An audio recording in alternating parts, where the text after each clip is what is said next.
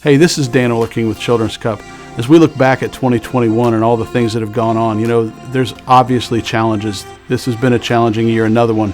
And one of the things that we know to be true is that when challenges like a pandemic or like political unrest happen, it's typically the children and the poor that suffer the most. And we've seen that. We've seen a lot of challenges like that. And the other side of the coin, though, is that we've seen a lot of beautiful things happen. Those challenges have created opportunities for the gospel, for the love of Jesus to be shown. And you guys have partnered with us to make sure that we're able to do that for all these thousands of kids that we get to serve. I just want to give you a few updates, a few highlights from what's gone on in 2021.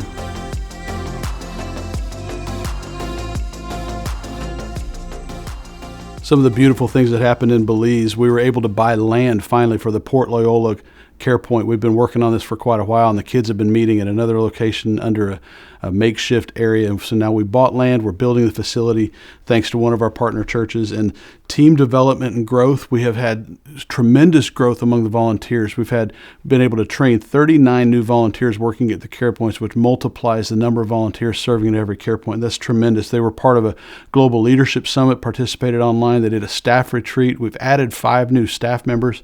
That team is growing, and it's all because your partnership with us makes it possible. In the Dominican Republic, we were able to purchase, with the help of our partners, a mobile tricycle. It's a cargo motorcycle with 3 wheels that we were able to take food from one care point to another that we'd not been able to establish a work in another community, but now we've established a work in that community, and from there we've been able to go deeper into the rural areas and establish yet another work, and that's our hope, is to keep chaining these together. We've seen that happen. We were able to start work on a new facility in San Isidro with Velocity Church. We've been able to start the construction of a new care point and new church, and the pastor at that is also our care point facilitator. She's a fireball, and she's out there witnessing and feeding the construction workers. They're all going to be saved by the time this is over. We also had a new church partner on the ground in Santa Rosa, Dominican Republic, that stepped up. It's a church that was looking for a way to serve their community, and we partnered with them, and they've started sending volunteers to the Care Point to serve in so many ways, which is a great blessing to those kids and to that community and that church. It's an answered prayer. It's a great collaboration. In South Africa, we started gardens and chicken coops. Sounds like a lot of excitement, and it has been. There's been a lot of great value out of the economics of that, of the chickens and having these gardens producing vegetables for the kids, but it's also given them a chance to learn responsibility and to be the ones tending to that. They're learning skills and responsibility. And we also, in South Africa, we started feeding at 60 new communities. We're part of a feeding program that's helping to feed kids in those communities, and we hope to see some care points spawn out of those new communities we've been serving in. In Honduras, we had a new program that we launched there, first one in Latin America, called Foundations. It's one we help with kids. It's Foundations Life and Job Readiness Program. And what it does, we work with the older kids to get them ready for adulthood. We're working with them all the way through, but those last year or two of their time as a kid, we're prepping them. And out of this program, at the end of the program, there's a camp that we did, and 6 of those kids got baptized. They went public with their faith and got baptized. As they're getting ready to go out as adults, they're turning their lives to Christ, and that was a great excitement for us. That's the big win. We also had a lot of new sites. There's actually our team met with churches in 80 different communities and planned 80 new feeding sites. 20 of those have already launched, and we hope that some of those 20 will actually become full-on care points for us soon.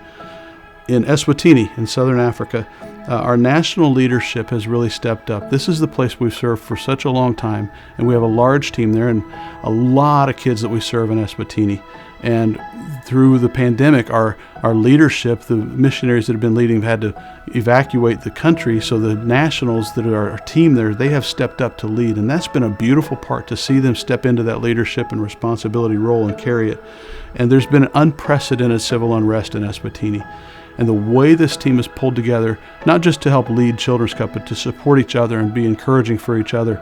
And even one of the 3 of the ladies on our team were going home during a riot and got caught up in that riot. And the way the team pulled together to pray and see them through, and God's protection on them, thank God, He protected them and they got through it. And that has been a beautiful part of all of that we've seen in Eswatini, is how God is just taking care of our kids. One of our care points, during the riots, the crowd was they were burning things down, and a crowd approached one of the care points, and somebody in the community stopped them and said, "No, stop, don't burn this place down. They feed our kids." That's the kind of favor that God's given us in Eswatini. So that's been a highlight for us. And then in Mexico, we launched a discipleship program with Stories of Hope, partnership with One Hope. We're using that to help these kids learn how to be a follower of Christ. And it's been a beautiful launch. And then we also had recognition from the mayor in Aguascalientes that said, hey, this place is helping us tremendously. He put his stamp of approval on it, and that's been a huge blessing. Now, because of COVID, we also had a lot of shifting we've done, just like everybody else. We had to, instead of the kids always being able to come to the care point to get food, we started sending it home, and we did this everywhere. But in Mexico, one of the things that they started doing was sending home the Stories of Hope and the different Bible curriculum to help be able to teach those kids. But in doing that, not only was it designed for the kids to be able to do and go through, but it was designed where the parents or the family members kind of had to help them. And so we've been able to get the gospel in not just to the kids through this program, but also the families. And so we're seeing a lot of results out of that, of families being turned to Christ, families being given the gospel in the middle of this crazy, crazy year. None of this could have been possible without your faithful generosity. The need has never been greater, but neither has the opportunity for us to be able to give hope to these kids. We get to do this together. Let's keep moving forward. Let's keep drawing out the beauty that's in these kids and showing them just how much Jesus loves them and just how much of a plan He has for their lives. Let's keep giving hope.